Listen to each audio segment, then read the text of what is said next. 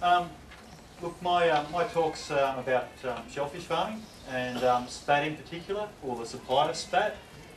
Spat is basically the term used in the shellfish industry for the same thing as your seed. It's where everything starts with shellfish farmer. So I'd like to thank Fisheries Research and Development Corporation, or FRDC. They sponsored me for this one. My background, I didn't really come into farming straight away. My parents were both military, and I'm a bit of black sheep of the family. They all went off and joined the services. I went and did aquaculture at the University of Tasmania in Launceston, and it was an ABAR report that sort of got me into shellfish. Saw that there was a pretty good return on investment. Didn't have to feed the animals, and it looked pretty good. So soon after graduating from uni, got down and went looking for some water. There was a moratorium on at the time, so there was no new water being released. But my wife and I, we managed to find some water that had been abandoned up the northwest of Tasmania.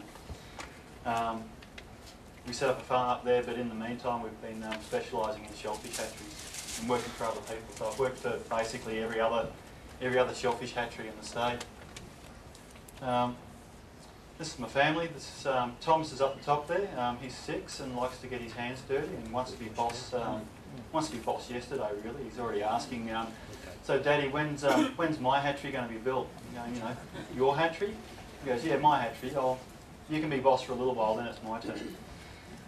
Lily's down the bottom there, and Lily's 11, going on 20, and Anna, well, Anna would like to be 21 again. So basically, the farm's up the northwest here. It's in between Robbins Island and the mainland, and it gets a fairly good hiding through here.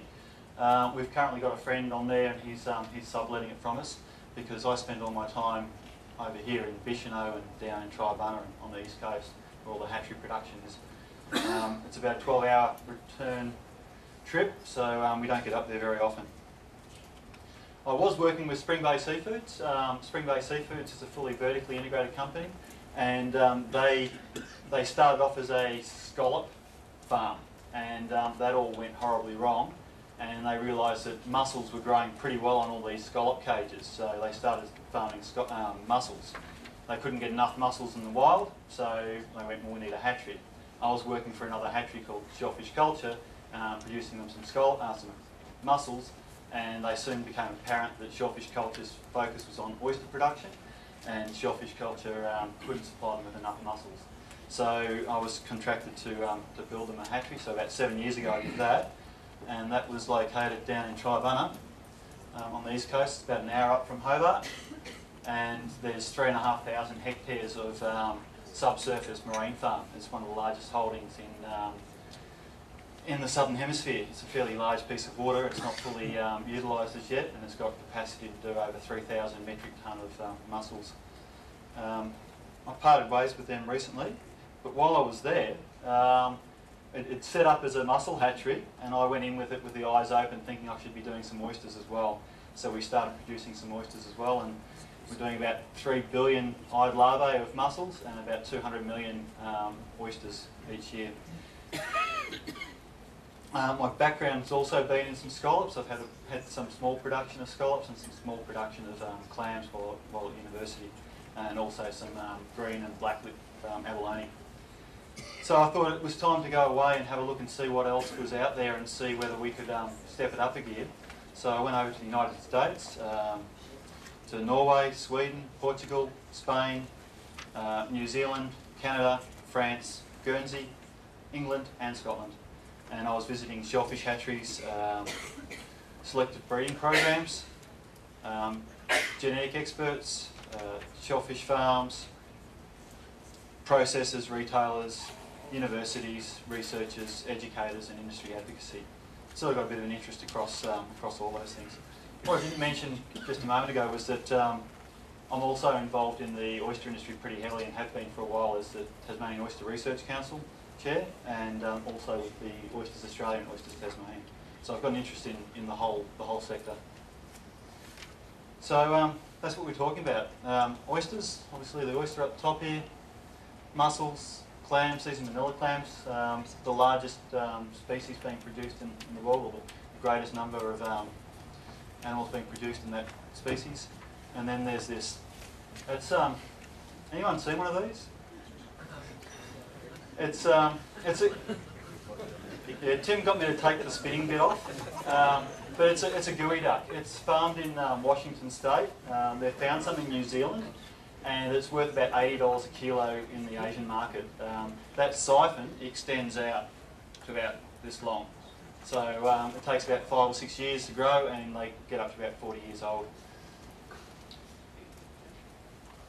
World aquaculture, 60 million tonnes a year. It's worth about $119 billion, and at the moment it's keeping pace with population growth. So there's more fish protein, including shellfish here, fish protein being eaten today than there was 20 years ago. So we're actually keeping up with population growth. What attracted me to shellfish was this fact that out of all these guys, they all need to be fed, and you don't have to feed these. So again, looking at getting into business myself, I thought, well, I want to do something that I don't have to go out and buy all the equipment, buy all the gear, and then buy fish food and find that the things die on me. If I just put some oysters out there, nature will take care of them. There's a bit of a hitch there. You need to have a site that has a fair bit of phytoplankton and algae in there to make it work. This is sort of the growth of bivalve production over the last 5 or 6 years. It's growing at 5% per annum, and clams are now surpassed oysters for production, and they continue to sort of pull away from oysters. So people are starting to really get the taste for clams and being able to learn how to grow them. Employment in the sector is growing at 5.5% per annum, and compare that with traditional agriculture, which is growing at about 0.5%. So aquaculture is still on a bit of an upward step. Oyster farming in Australia. This is benchmarking information for the Pacific oysters. There's a couple of species grown in Australia. There's the Sydney rock oyster and the Pacific. The Pacific oyster is a fairly productive, profitable sort of business. It is dependent on scale.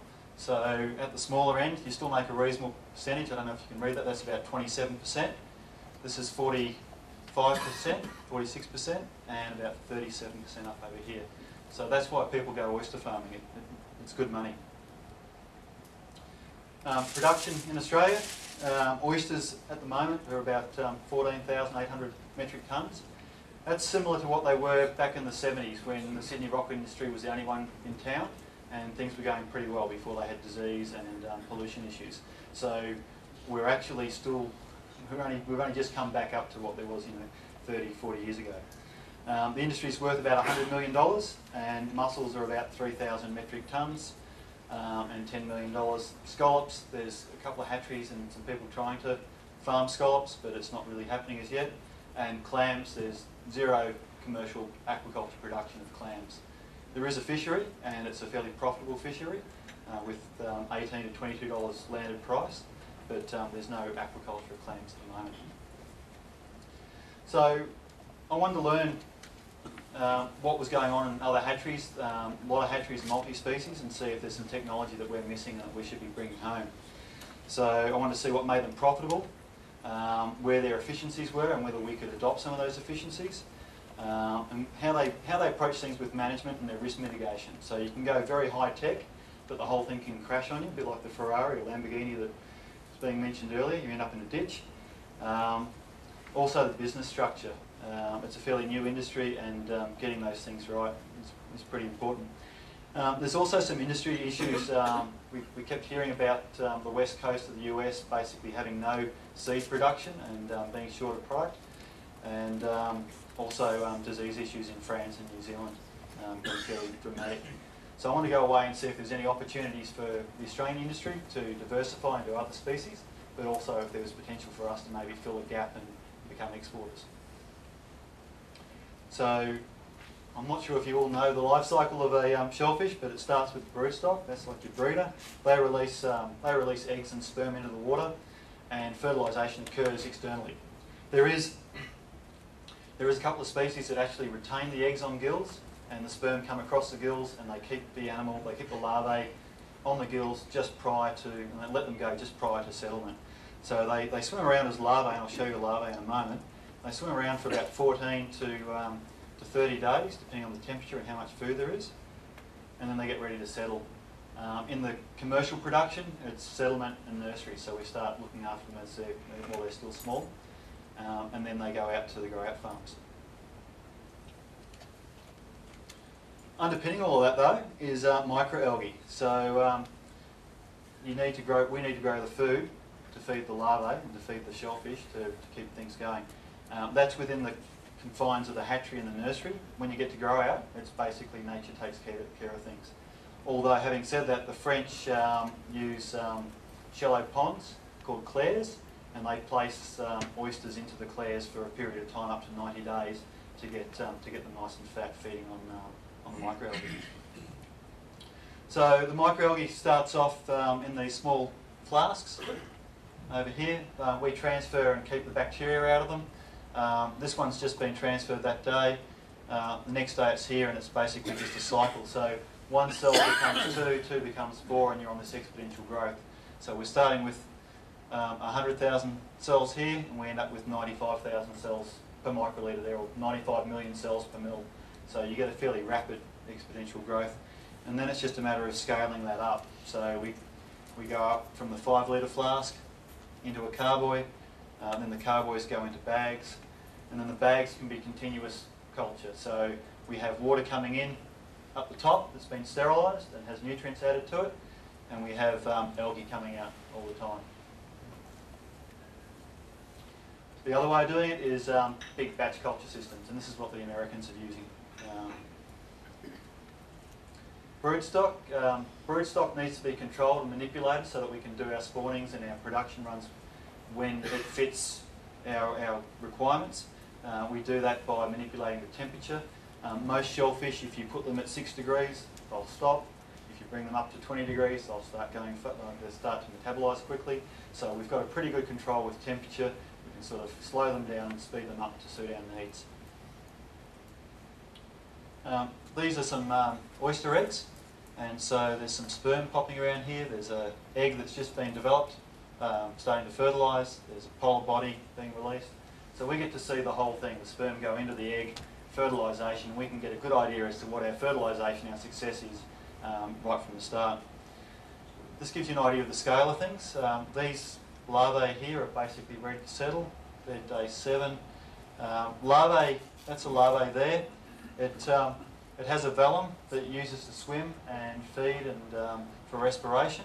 You can see straight through the shell, so you can see how much food it has in the gut. So you can see its condition straight up, and we're checking it daily for growth. We want it to follow a growth schedule, and we also want to see that it has food. And there's little circles there that are basically its lipid reserves, and then we're looking for development. So as it gets close to that settlement stage, it grows a foot. So it has a foot, and that's it up there. And basically the oysters will secrete a cement. It's a bit like a super glue, and they'll stick themselves down to a substrate. So they put a bit of glue out, they roll over, stick themselves there, and they're there for life. Mussels use a bisel thread. They'll stick with the bisel thread. They can stay attached, and they can detach, attach, detach, attach, and they'll do that all through their life cycle, which makes it pretty difficult when you're trying to produce them in a hatchery, because you've got them, they're there, they're on a piece of rope, and then they're not there. They've all decided to bugger off on you. Clams and scallops do the same thing. They use a bit of bisel thread initially when they're very small, but then they'll detach and reattach, and eventually they'll lose that. In most species, they lose that capability, so they end up being single seed. So the need for a hatchery. So without a hatchery, you've really got no predictability. It's a matter of sticking something in the water and hoping that it catches. You saw how small these things are. You're not going to go out with a net and corral them up. So we've got to be able to try and control the process. Getting that predictability is really important. A lot of shellfish farms I went to visit were vertically integrated, and they have a lot of processing and production on the tail end of things.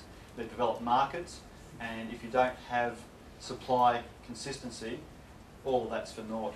So the point here is really, if you don't have supply, hatcheries are expensive. They're technically challenging at times, but if you don't have supply, you don't have anything. So a year without supply can basically cost you what it costs to set up a hatchery and to run one. It's a good insurance policy. Hatchery production also allows us to do what's called triploidy. Triploidy is where you manipulate the pole body release so that they retain an extra set of genes. For shellfish, this means that they don't reproduce, they don't put out eggs and sperm. That gives you a growth advantage in some species. It also means come summer, when most animals have got a lot of spawn on, you've got a firm texture without that pop in the mouth that you'll get with a lot of Australian oysters. The market for oysters is basically, and for shellfish, is pretty strong over the summer period. That's when animals spawn. So you've got a market post-Christmas, they all spawn in January, and you've got nothing for market. So triploidy is something that's really important and is a benefit, and the hatcheries let us do that. We also get to do selective breeding, and we get to apply estimated breeding values. We're setting up from scratch, so we've learnt a lot from what other industries have done within forestry and in animal husbandry. So we're looking for characteristics that actually make us money, not necessarily just growth.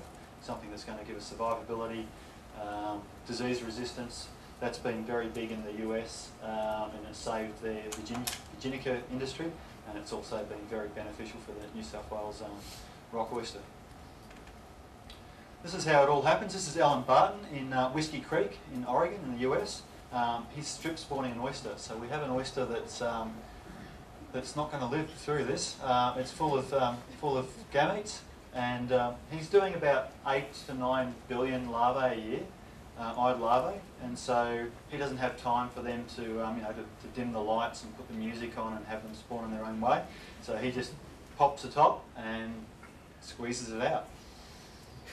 The eggs and sperm are then put into large tanks, and the larvae get to swim around in there. We put microalgae in there, and this is Sue Cub, the owner of Whiskey Creek, and she's just moving screens around.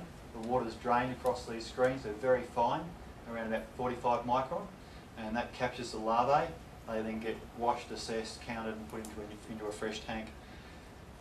And Sue's looking over some of her tanks. She's got a lot of tanks, produces a lot of product. She's the largest independent hatchery producer in probably in the world, really. She plays a fairly safe game, and she'd have maybe 50, 60 million larvae in the tanks at the end of their cycle. This is Tony Smith in the UK. Power costs and labour costs are a little bit different over there, so he's doing the same thing in these small tanks. So 2 of these tanks are equaling one of those large tanks. Water's going in all the time, water's coming out all the time, and using heat recovery. With oysters, I was saying that they're produced in the hatchery. You can also produce them in the wild and catch them on the culch. That's sort of how the American industry's developed from, catching them in the wild.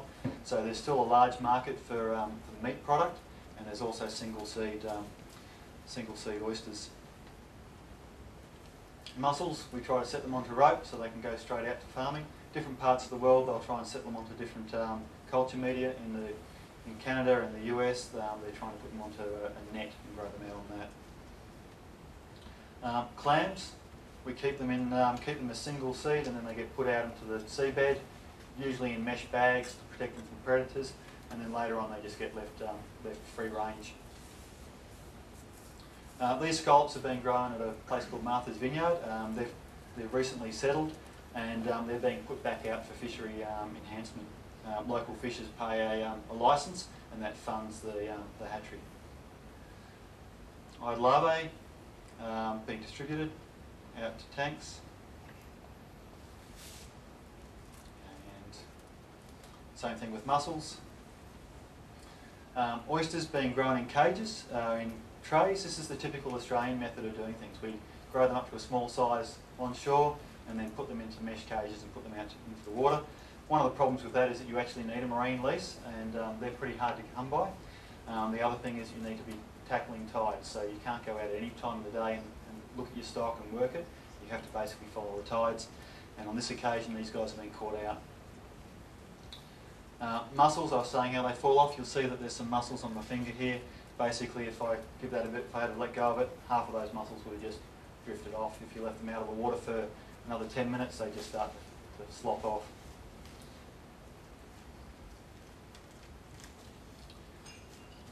Seven grams of mussels at 7 grams of mussels at set are worth a tonne at 25 tonne at sale.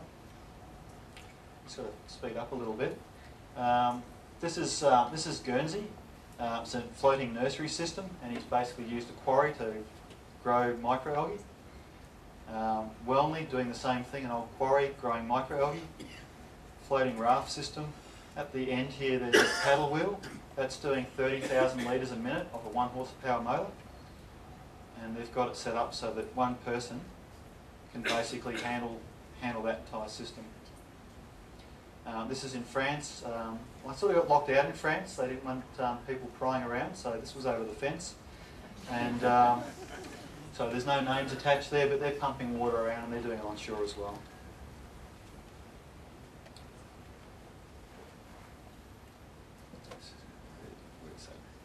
The computer.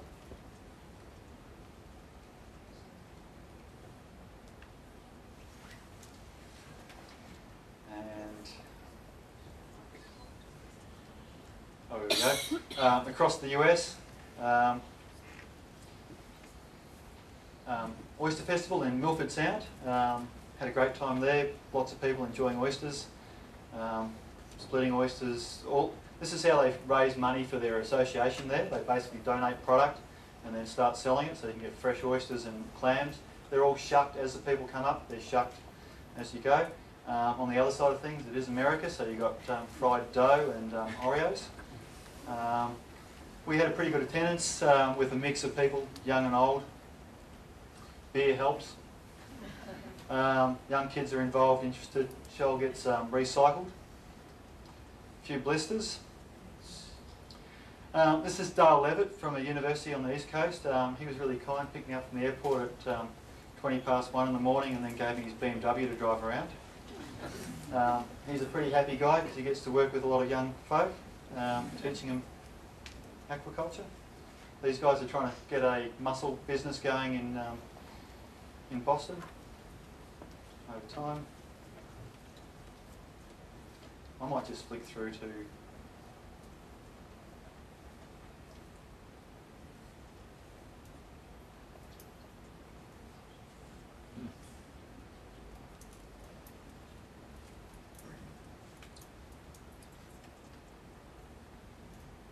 this guy's a geneticist that came up to the 3N and the 4N. Yeah, I sort of should really say this bit. I haven't done him justice there. He is a really smart guy. He does a lot of stuff with this, but occasionally he forgets his keys. He's got a program educating new people, bringing them into the industry, running a whole heap of breeding. France, they're doing a lot of work on genetics and disease.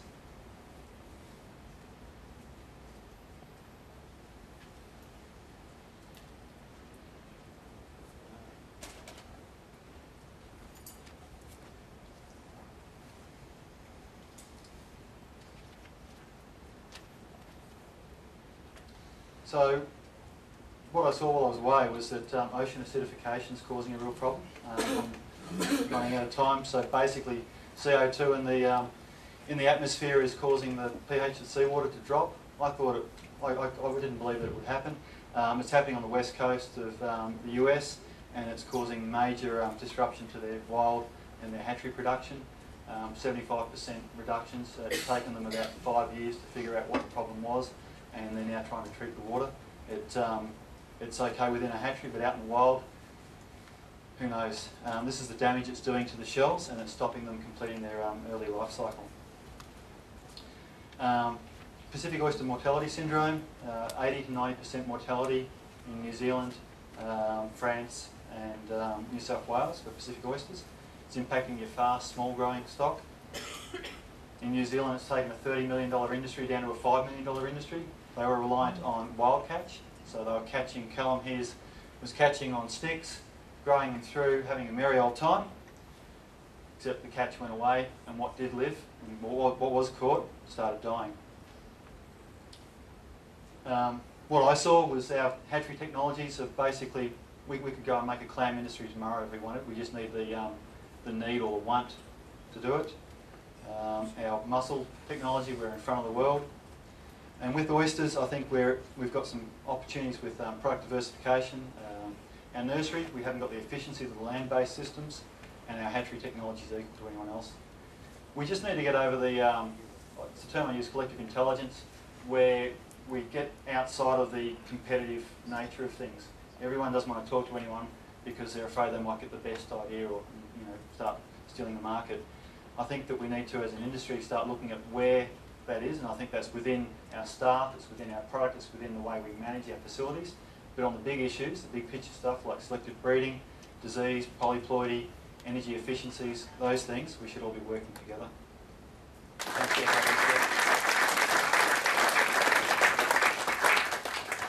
Thanks, Ian. We're going to be pretty short on questions, I think, but I just would like to ask one. I notice that you're looking at your opportunities now. You've come back, you've completed your Nuffield, you're heavily involved in the mussel and oyster industry and in the policy side, production side.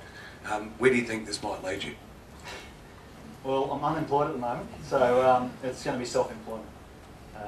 There's an opportunity to produce or to develop an oyster hatchery. There's some farming opportunities. There's some interest overseas for technology and to start transferring and sharing that technology. So that's where I'm headed. Is there just one thing that you've learned that we don't do in Australia, that you can bring back? Because I'm just trying to see what that is. The one thing is actually look out and see what the opportunities are. We're growing a single species, we've got opportunities to do more than that. The way we manage staff, the way we manage our businesses. In the US they had staff that were working there that were dedicated and had been there for 30 years, but the businesses allowed them to go and do their own thing, their own farms. They valued them. There was slushy machines in some places. There was a real difference of attitude.